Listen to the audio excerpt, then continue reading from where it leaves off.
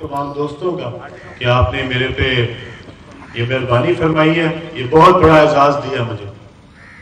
MP election लड़ना इतना एजाज़ नहीं है जितना रज़ा खान की सीट पे इलेक्शन लड़ना है। और मैं इंशाल्लाह कोशिश करूंगा कि इस इलाके के लिए, इस इलाके की बेहतरी के लिए अपना तमाम जितना भी असर और रसूख है उसको इस्तेमाल करूं और इस इलाके की महरूमियों को हम दूर करें। इस इलाके में जो लोग तकलीफ से गुजर रहे हैं उनकी तकालीफ को हम दूर करें। और इंशाल्लाह मैं जिस काबिल भी हुआ, जहाँ भी हुआ, जिस ओहदे पे भी हुआ, 209 को, 210 को और 147 को इंशाल्लाह ताला मैं नहीं भूलूंगा। आपकी मोहब्बत को भी नहीं भूलूंगा और इंशाल्लाह कोशिश करूंगा कि इस इलाके के लिए हम एक बेहतरीन जो डेवलपमेंट पैकेज है वो लेके आए। और इस इलाके में जो कमी है, अस्पताल की कमी है, स्कूलों की कमी है, कॉलेज की कमी है, जो अंदर की सड़कें हैं उनकी बेहतरी की है, सीवर के निज़ाम की है, पीने के साफ पानी की है, इसको इंशाल्लाह ताला हम दूर करेंगे। और मैं यहाँ पे फर्दन सारे दोस्त जो आज तशरीफ़ लाए हैं, आप सबकी मोहब्बत का शुक्रिया अदा करता हूँ। आपने जिस इज़्ज़त का आज यहाँ आके मुझे इज़्ज़त दी है, मैं हमेशा इसका इंशाल्लाह कर्जदार रहूँगा और इंशाल्लाह आपकी मोहब्बत को हमेशा याद रखूँगा। आप सबका बहुत बहुत शुक्रिया। खान साहब ये कहिएगा कि लाहौर से भी आप इलेक्शन कॉन्टेस्ट कर रहे हैं, तो यहाँ खानेवाल से क्यों जरूरत पेश आई आपको इलेक्शन? जी, मैंने आपको जिस तरह बताया कि खानेवाल में मैं सिर्फ और सिर्फ अयाज खान की मोहब्बत में ही आया हूँ और मैं अयाज और हम रज़ा खान जो हैं, हम इकट्ठे लाहौर में हमसाए भी हैं और मेरा उनसे बहुत मोहब्बत का, इज़्ज़त का ताल्लुक़ था। और अयाज ने जब ये समझा कि यहाँ खानेवाल के लिए उसको अपने किसी बड़े भाई की ज़रूरत है तो उसने मेरा इंतखाब किया और मैं बहुत मशकूर हूँ। और इंशाल्लाह खानेवाल के लोगों को, वैसे मैं आपको एक बात बता दूँ, खानेवाल के साथ मियाँ चन्नू है, मेरी वालदा का ताल्लुक़ मियाँ चन्नू से था। तो ये इलाका जो है ये मेरे लिए इसलिए भी मोहतरम है कि मेरी माँ का ताल्लुक़ जो है वो इस इलाके से था। सर, ताहिर नसीम, जियो न्यूज़ से मेरा आपसे सवाल ये है कि मौजूदा इलेक्शन के बाद आप क्या समझते हैं कि कोई मुस्तहकम हुकूमत बन सकेगी? पाकिस्तान को इस वक्त सबसे ज़्यादा अगर किसी चीज़ की ज़रूरत है तो वो मुस्तहकम हुकूमत की है। और पाकिस्तान का इस वक्त सिर्फ अलविया एक है, पाकिस्तान के पास बहुत पोटेंशियल है, पाकिस्तानी कौम के अंदर बहुत पोटेंशियल है।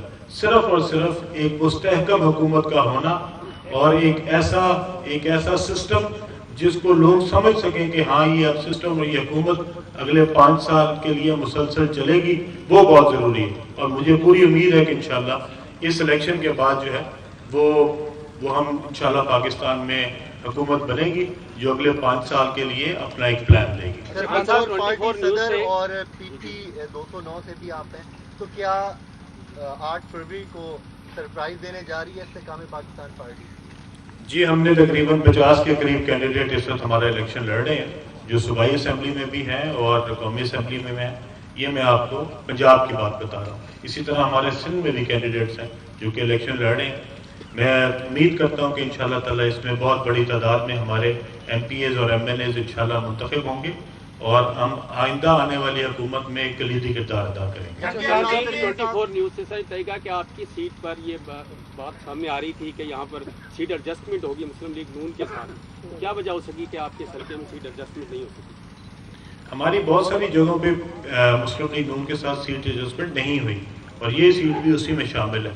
लेकिन हम अपनी पार्टी के बिहाफ पे जहाँ पे हम सीट एडजस्टमेंट भी कर रहे हैं वहाँ पे भी हम अपनी पार्टी के सिंबल पे जो कि उकाब का निशान है, हम उसके ऊपर इलेक्शन लड़ रहे हैं और यहाँ पे भी हम उसी के ऊपर लड़ रहे हैं। अच्छा खान साहब, ये ज़राअत का ज़री इलाका है, तो इस्तेहकाम पाकिस्तान पार्टी ज़राअत के लिए क्या अपने मंशूर में और क्या करेगी मुस्तकबिल में यहाँ पर? आपने बहुत अच्छा फरमाया, बड़ा इम्पोर्टेंट क्वेश्चन है कि जो हमारी ज़राअत है वो हमारे लिए रीढ़ की हड्डी है और हम इसका फ़ायदा नहीं उठा सके। जो ज़राअत का पाकिस्तान ज़रूरी मुल्क है, इसका जो फ़ायदा अभी तक हमें होना चाहिए था वो हम नहीं उठा सके। हमारी जो है वो ठीक नहीं हुई।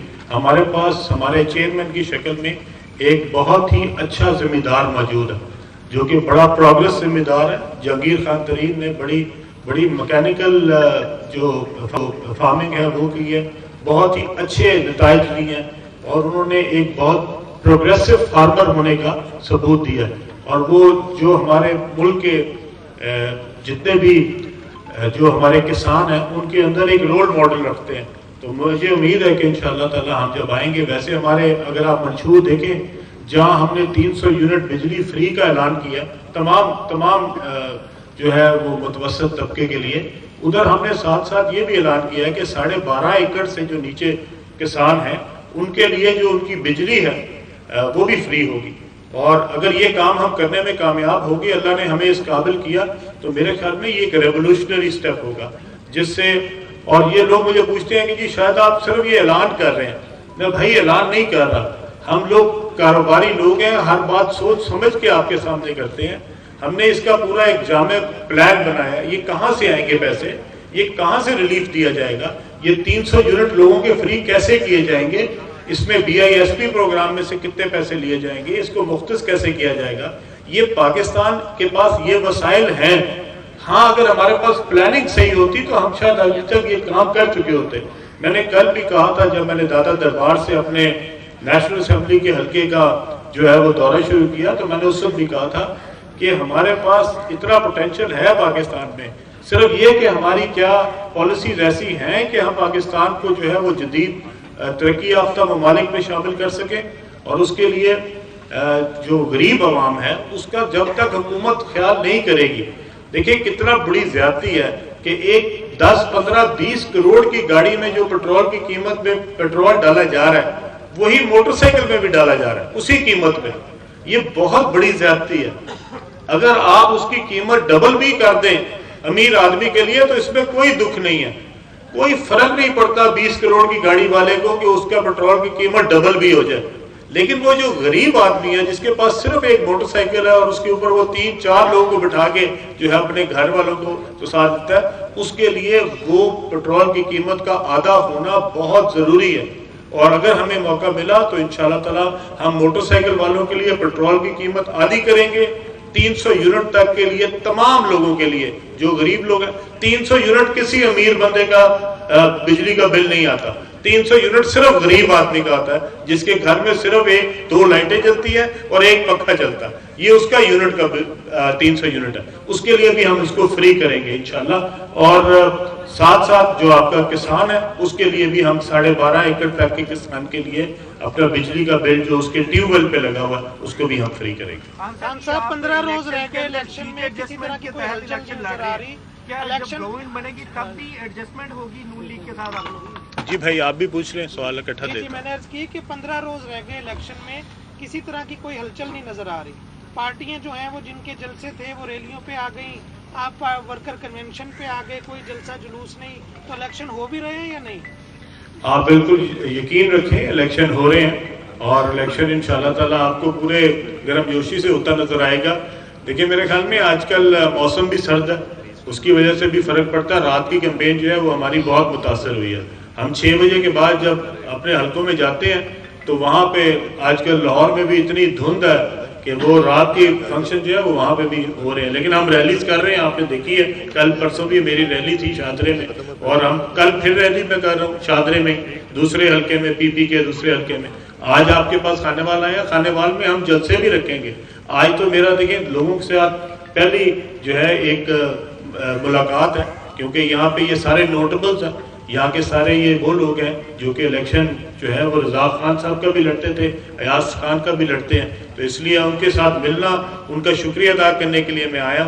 اور انشاءاللہ اس کے بعد جس دن ہم یہاں پہ جلسے کے لیے آئیں گے اس دن بھی انشاءاللہ آپ دیکھیں گے جلسہ جو ہے وہ بھرپور ہوگا انشاءاللہ. اچھا خان صاحب، یہ روٹی کپڑا مکان کا وعدہ کیا جاتا ہے، نعرہ بھی لگایا جاتا ہے، تو اس علاقے میں خاص طور پر ایسے لوگ ہیں جو اپنی چھت سے محروم ہیں، جن کی کریں گے؟ جی ہم نے اپنے منشور میں اس کا اعلان کیا تھا کہ ایک تو ہمارے جتنے لوگ ہیں جن کے پاس اپنا گھر نہیں ہے، یہاں پہ بہت ساری سرکاری زمینیں ہیں جو کہ بنجر پڑی ہوئی ہیں. تو ایسی زمینوں کو عوام کی فلاح کے لیے استعمال کرنا چاہیے. اور یہ پچھلے 75 سال سے جو ہے وہ بنجر پڑی ہے. ایسی تمام زمینوں کو ہم استعمال کریں گے. ادھر ہم 3-3 مرلے کے جو پلاٹ ہیں وہ اپنے ان لوگوں کو دیں گے جن کے پاس مکان نہیں ہے، اور انشاءاللہ اس کے لیے ساتھ ان کو قرضہ دیں گے. تاکہ وہ اپنا مکان تعمیر کر سکیں. کچی آبادیاں جو ہیں جہاں پہ ہیں, ان پہ جو شہروں میں کچی آبادیاں ہیں, ان کے لیے ہم تمام کچی آبادیوں کے لیے یہ پروگرام بنایا ہے کہ ادھر ہم فلیٹس تعمیر کریں گے تاکہ ان کو ایک باعزت طریقے سے ایک اچھا گھر مل سکے. ابھی جو کچی آبادیاں وہ بہت برے حال میں لوگ رہ رہے ہیں, اور انشاءاللہ تعالی ہمیں اگر اللہ تعالیٰ نے یہ موقع دیا, میری عوام نے ہم پہ اعتبار کیا, اعتماد کیا, تو انشاءاللہ تعالیٰ ہم یہ پروگرام جو کہہ رہے ہیں, آج سب سے بڑا اس کا ثبوت یہ ہے کہ دوسری پارٹیاں بھی یہ منشور جو ہیں وہ آپ کے سامنے لے کے آ رہی ہیں.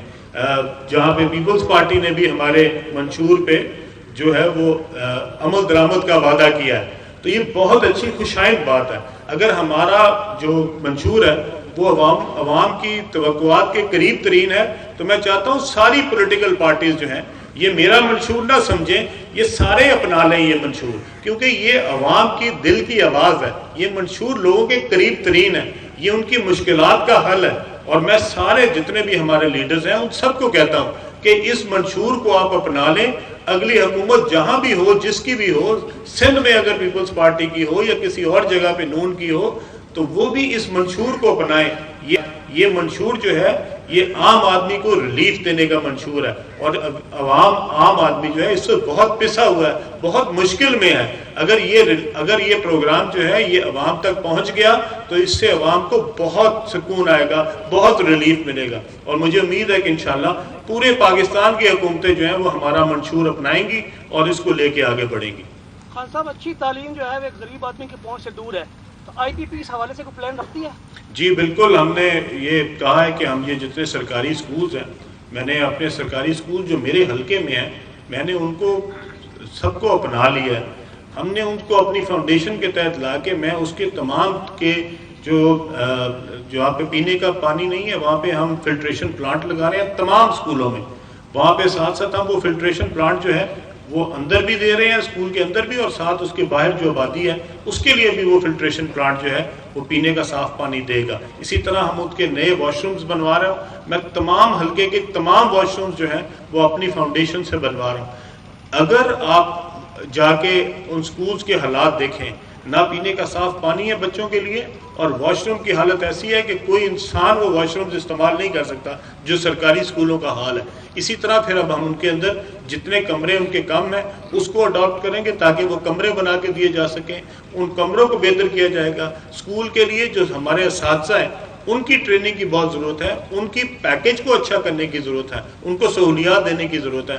جب تک ہماری پرائرٹی ایجوکیشن نہیں ہوگی, ہماری تعلیم نہیں ہوگی, تب تک ہم خوبصورت بہترین ملک نہیں بنا سکتے.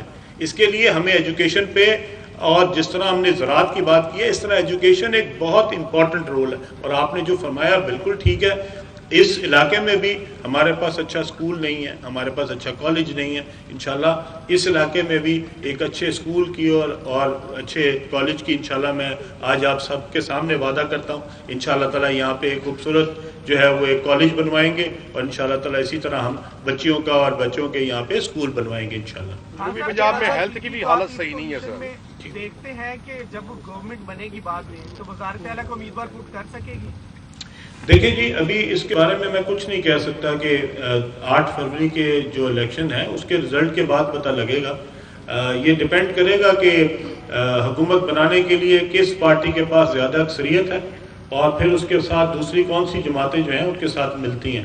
ابھی یہ کہنا قبل از وقت ہوگا کہ جو ہماری نیشنل اسمبلی ہے اس میں اور ہماری پروونشل اسمبلی میں کیا تعداد ہوگی جس کے تحت جو ہے اگلی حکومت بنائی جائے گی. لیکن میں آپ کو اس بات کا انشاءاللہ تعالیٰ یقین دلاتا ہوں کہ ہماری جو اگلی حکومت ہے اس میں جو ہماری آئی پی پی ہے اس کا ایک کلیدی کردار ہوگا. اچھا خان صاحب, آپ ابھی کہہ رہے تھے کہ پاکستان کو مستحکم حکومت کی ضرورت ہے. ایک بڑی سیاسی جماعت کو انتخابات سے ظاہر نکال دیا گیا, کیا آپ کو لگتا ہے کہ اس کے بعد ایک مستحکم حکومت بن سکے گی؟ جی, آپ نے جو بات کی میں نے کل بھی اپنے اس میں کہی ہے کہ جب کسی نے میرے سے یہ پوچھا کہ جی آپ کو ایک نشان جو ہے وہ ان کو الاٹ نہیں ہوا, تو میں نے کہا کہ میں ذاتی طور پہ سمجھتا ہوں کہ نشان الاٹ ہونا چاہیے تھا, اور اخلاقی طور پہ بھی میں سمجھتا ہوں کہ الاٹ ہونا چاہیے. اب اس میں ایک بات ہے جو کہ آئینی ہے, قانونی ہے.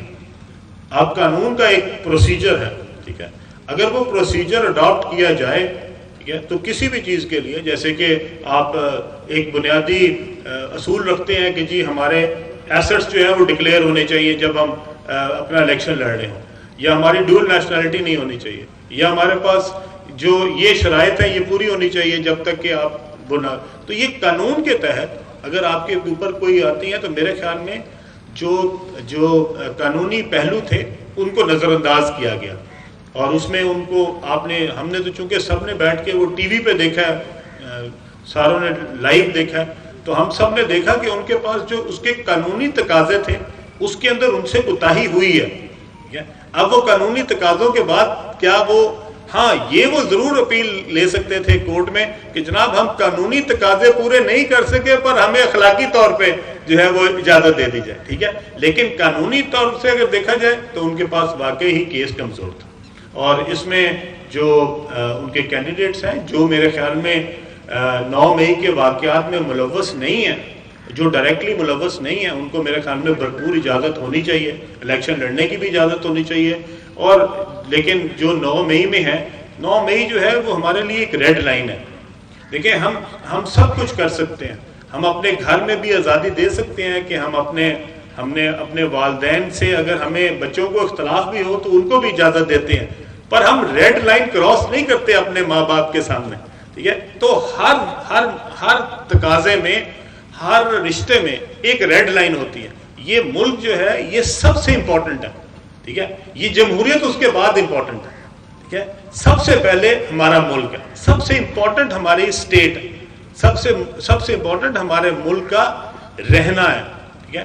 ہم اپنے ملک کے شہداء کو ان کی تکریم میں بےزتی نہیں کر سکتے، ہم اپنے شہداء کے مجسمے اٹھا کے نالوں میں نہیں پھینک سکتے، اس کے آگے کوئی اور بات نہیں ہے۔